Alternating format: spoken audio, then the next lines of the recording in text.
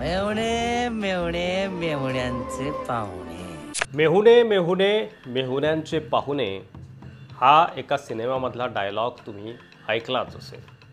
Waiter ते वाळू mafia हा मनोज जरांगे यांच्या मेहुण्यांचा प्रवास तडीपारीपर्यंत कसा गेला या व्हिडिओमध्ये जाणून घेणार आहोत. राज्यातील वाळू माफियांच्या विरोधात जालना पोलिसांनी मोठी कारवाई हाती घेतली आणि तब्बल 9 जणांना तडीपार करण्याचा निर्णय घेतला. या प्रकरणात सर्वाधिक चर्चेत राहिलेलं नाव म्हणजे विलास खेडकर, कारण तो मराठा आंदोलक मनोज जरांगे पाटील यांचा मेहुणा असल्याचं सांगितलं जातंय. पण विलास खेडकर हा फक्त मनोज जरांगेंचा मेहुणा म्हणून ओळखला जातो का, की स्वतः एक मोठा वाळू माफिया आहे? त्याचा हा प्रवास नक्की कसा घडला आणि त्याच्या विरोधात नक्की कोणकोणते गुन्हे दाखल आहेत आणि त्याला तडीपार का केलं गेलं हे आपण या व्हिडिओमध्ये सविस्तर पाहणार आहोत. विलास खेडकर हा मूळचा बीड जिल्ह्यातील, मात्र त्याच्या लहानपणीच त्याचं कुटुंब जालना जिल्ह्यातील घनसावंगी तालुक्यातील अंकुशनगर या गावात स्थायिक झालं. हाच अंकुशनगर आणि मनोज जरांगेंचं गाव अंतरवाली सराटी यांच्यात अवघ्या 7 किलोमीटरचं अंतर आहे.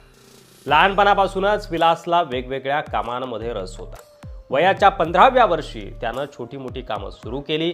17व्या वर्षी तो पैठण फाट्यावर असलेल्या एका हॉटेलमध्ये वेटर म्हणून काम करू लागला. मग आता तुम्हाला प्रश्न पडला असेल की वेटर ते वाळू माफिया हा त्याचा प्रवास कसा घडला. विलास ज्या हॉटेलमध्ये वेटर म्हणून काम करत होता त्या हॉटेलमध्ये वाळू माफियांची मोठी वर्दळ होती. वाळू उपशाच्या गाड्या इथेच थांबत असत आणि चालक व कामगार इथेच जेवण करत होते.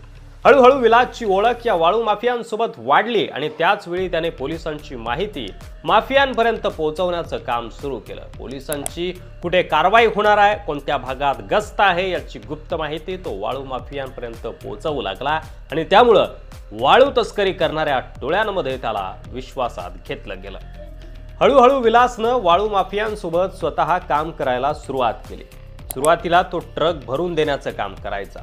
एका ट्रक मागे त्याला 1000 रुपये मिळायचे. त्यानंतर त्याने मित्रांकडून पैसे गोळा करून स्वतःचं पहिलं वाळू उपशाचं यंत्र घेतलं. त्यानंतर त्याने एक ट्रॅक्टर खरेदी केला. काही काळातच त्याचा प्रवास वाढला आणि मोठ्या वाळू माफियांच्या संपर्कात आल्यानंतर त्याने 2 मोठे हायवा ट्रक घेतले. 2011 ते 2014 या काळात तो अनेक मोठ्या मीटिंग्समध्ये सहभागी होऊ लागला आणि स्वतः वाळू माफियांच्या मुख्य गटामध्ये सामील झाला. वाळू तस्करी हा तर केवळ एक भाग आहे, मात्र 2019 पासून विलास खेडकरवर अनेक गंभीर स्वरूपाचे गुन्हे दाखल होऊ लागले.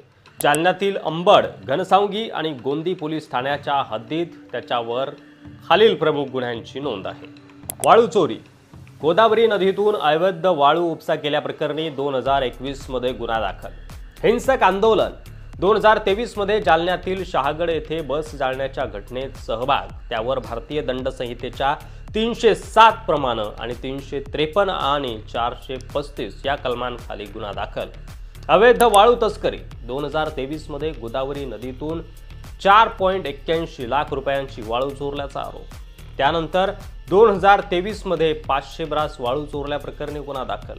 पोलिसांनी या सर्व गुन्ह्यांच्या पार्श्वभूमीवर त्याला तडीपार करण्याचा निर्णय घेतला आणि त्याच्यासह आणखी 8 जणांना बीड, परभणी आणि जालना या जिल्ह्यातून 6 महिन्यांसाठी हद्दपार आता करण्यात आलंय. आता तुम्हाला प्रश्न पडला असेल की तो मनोज जरांगे यांचा मेहुणा आहे, तर मग या प्रकरणाशी मनोज जरांगे यांचा काय संबंध? मनोज जरांगे यांचा विलास खेडकर हा मेहुणा आहे आणि त्यामुळेच ही कारवाई राजकीय असल्याचा आरोप जरांगे यांनी केला आहे. सरकार त्यांचं आंदोलन दडपण्याचा प्रयत्न करत असल्याचा दावा त्यांनी माध्यमांशी बोलताना केलाय. त्यांच्या म्हणण्यानुसार 2 कोटी मराठ्यांची सभा होती, तिथं देखील मी आई बापाला बसू दिलं नाही. इथं समाज माझा मायबाप आहे. सगळं कुटुंब जरी आत टाकलं तरी मी मराठ्यांसाठी मागे सरकणार नाही. माझं तोंड बंद करण्यासाठीच ही कारवाई केली आहे, असं मनोज जरांगे पाटील यांनी म्हटलंय. तर मुख्यमंत्री देवेंद्र फडणवीस यांनी मात्र हा आरोप फेटाळून लावलाय. त्यांनी स्पष्ट सांगितलंय की कोणाचा नातेवाईक आहे यावर अटक होत नाही.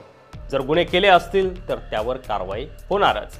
तरीही ओबीसी नेते मंगेश ससाणे यांनी आरोप केलाय की जालन्यात ज्या 9 जणांवर कारवाई झाली ते मनोज जरांगे यांचे लोक आहेत आणि त्या वाळू माफियांच्या टोळीचा मुख्य आका मनोज जरांगे हेच आहेत. त्यामुळे या कारवाईनंतर राजकीय वाद वाढण्याची चिन्ह आहेत.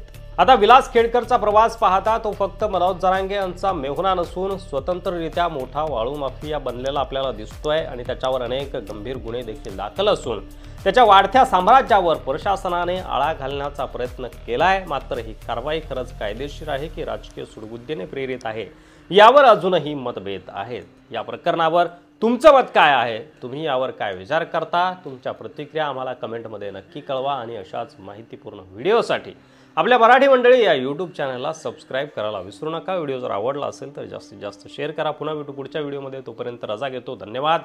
जय महाराष्ट्र।